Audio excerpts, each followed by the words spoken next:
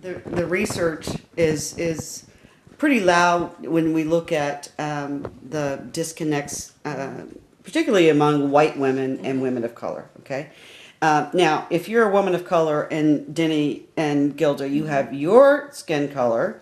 What the research says is that you guys actually are more easily accepted. Has that been your experience? I would have to agree. I think you do perhaps have that advantage maybe to get your foot in the door. However, I still believe that there is still that ceiling where the men, they don't take it much further if you have a male boss. And that's always been the case, pretty much the case in my situation. I've always was able to get my foot in the door and get the interview and get the job. However, there just wasn't that much promotion beyond that, because it was more or less, in my particular position, it was more or less a male-dominated area. Did you have other women to reach out to you, like to wrap their arms around you when you came into to your employer? No, once I was in there, I was accepted, and I mean, all the female managers that were there, they were pretty accepting of me over maybe a darker skin, a woman of color. But however, it was still, I didn't find much help from the female managers there, but I found more acceptance on the male side. Gilda, again, you're a beautiful Creole woman. Has that been your experience as well? Yes, I would say to a certain extent. At first, when I first get there, I guess, they really don't know what I am. Right. But then afterward, then there's that kind of disconnect and standoffishness. And then I guess like in my present position, I was fortunate to have a female boss, even though she was a white woman, Caucasian woman. She, and along with the assistant in control, they were the ones that I guess saw me and what I was doing, whereas other pharmacists, the leadership role that I was taking in my current job. And so they said, Gilda, do you want to do this? Do you want to do that? And they got me into this leadership development class that I took. And then, but I got the backflack came from my coworkers. They were labeling me as the golden child, why are you doing this? And they calling on you to do everything.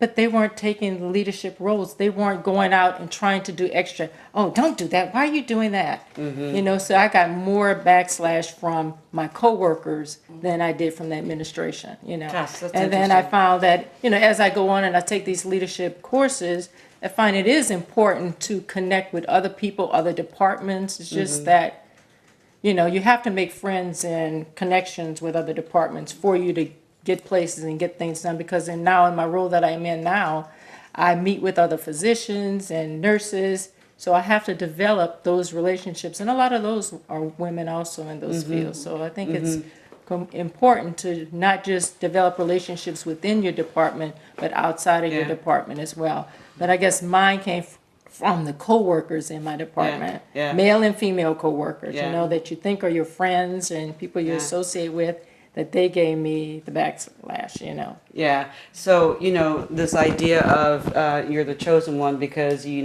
have nice hair and light skin and all that. I mean, there's a bunch of research to support that. Now, Ms. Shear, you are a beautiful, tall, black female. Smart. Have you, in your journey, experienced that initial stereotype that is applied towards black women? Did you have to overcome that? And if so, how? And maybe I was just naive. So I grew up in an African American community, went to school with all white. So my cousin and I were the only two African American in the school, right? And so I guess I grew up thinking everything was equal. Well, I guess a little bit naive in that I thought everything was equal, except for my dad, like Dorothy would say. You shed who you are, right? And you assimilate. You follow the white male. That's what you do, kind of forget who you are. And so in my subconscious mind, I guess that's kind of how I lived my life. I never had any female African-American role models. I never had any African-American role models, period. And I'm kind of on the cusp of being a baby boomer and a Gen Xer, right? Probably thinking more of a Gen Xer. But I've always had white females. who have been my mentors, my sponsors, who have reached out to me, who have seen something in me and given me that positive feedback that you speak about, it's always been a white female. Never has there been a black female. It's almost like, and I went to a company. When I went to that company, it was very interesting, and I was so excited because they had an African American resource group. And so I thought, boy, I get to work with other people who look like me. And I can remember the very first event that I went to, and no one said a word to me. Wow. And there were women that were African American that were in VP roles and director roles.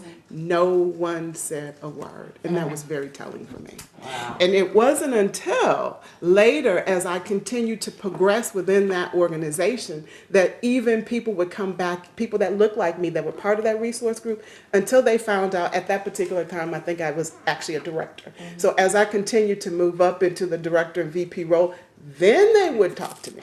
But prior to that, there was absolutely nothing.